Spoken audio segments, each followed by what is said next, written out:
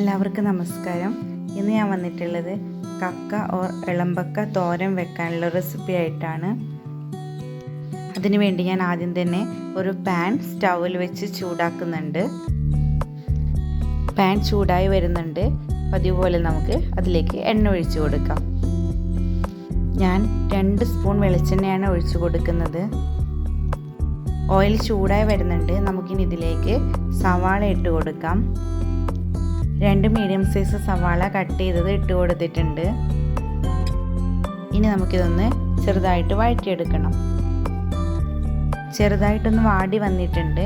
ഇനി നമുക്കിതിലേക്ക് കുറച്ച് ഇഞ്ചി കൂടെ ചേർത്ത് കൊടുക്കാം. സവാള കംപ്ലീറ്റ് ആയിട്ട് വഴറ്റിയെടുക്കേണ്ട ആവശ്യമില്ല. ഇനി വേണ്ടത് വെളുത്തുള്ളി കൂടി ഇട്ട് കൊടുത്തിട്ടുണ്ട്. ഒന്നുകൂടി എല്ലാം ഒന്ന് മൂപ്പിച്ചെടുക്കാം.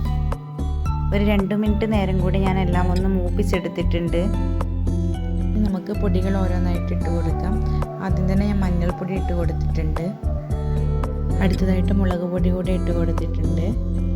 ഇനി വേണ്ടത് പെപ്പർ പൗഡറാണ്. അതുകൂടെ ഇട്ട് കൊടുത്തിട്ടുണ്ട്.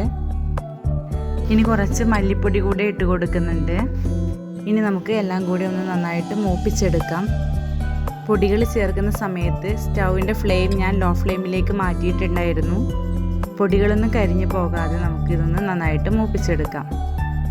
എല്ലാം റെഡിയായി വന്നിട്ടുണ്ട്. ഇനി നമുക്ക് ക്ലീൻ ചെയ്ത് വെച്ചിട്ടുള്ള കക്കയിറച്ചി ഇതിലേക്ക് ഇട്ട് കൊടുക്കാം.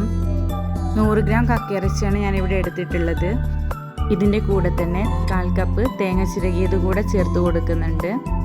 ഇനി നന്നായിട്ടൊന്ന് എല്ലാം കൂടെ യോജിപ്പിച്ചെടുക്കണം. അടുത്തതായിട്ട് നമുക്ക് കക്കയിറച്ചി വേവാൻ ആവശ്യമായ വെള്ളം കുറച്ച് ഒഴിച്ചു കൊടുക്കാം. 1/4 കപ്പ് വെള്ളം ഒഴിച്ചിട്ടുണ്ട്. ഇനി ഫ്ലെയിം കൂട്ടിയിട്ട് കൊടുക്കാം. അടച്ചു വെച്ച് കുക്ക് ചെയ്യേണ്ട ആവശ്യമില്ല. തുറന്നു വെച്ചിട്ട് തന്നെ നമുക്ക് കുക്ക് ചെയ്തെടുക്കാം. ഇത് ഓൾറെഡി തോടോടുകൂടി വേവിച്ചിട്ടാണ് കക്കയിറച്ചി ഷെല്ലിൽ നിന്ന് റിമൂവ് ചെയ്ത് എടുത്തിട്ടുള്ളത്. അതുകൊണ്ട് കൂടുതൽ ടൈം കുക്ക് ചെയ്യേണ്ട ആവശ്യമൊന്നുമില്ല. അങ്ങനെ നമ്മുടെ കക്ക അഥവാ ഇളമ്പക്ക തോരൻ റെഡിയായി വരുന്നുണ്ട്. കക്കയിറച്ചി ഇഷ്ടമുള്ളവർ എന്തായാലും ട്രൈ ചെയ്ത് നോക്കണം. ഈസി റെസിപ്പിയാണ്. അതുപോലെ തന്നെ വീഡിയോ ഇഷ്ടപ്പെട്ടാൽ ലൈക്ക് ചെയ്യാനും ഷെയർ ചെയ്യാനും ചാനൽ സബ്സ്ക്രൈബ് ചെയ്ത് സപ്പോർട്ട് ചെയ്യാനും മറക്കരുത്. നിങ്ങളുടെ അഭിപ്രായങ്ങൾ കമൻസിലൂടെ അറിയിക്കുകയും വേണം. Thanks for watching.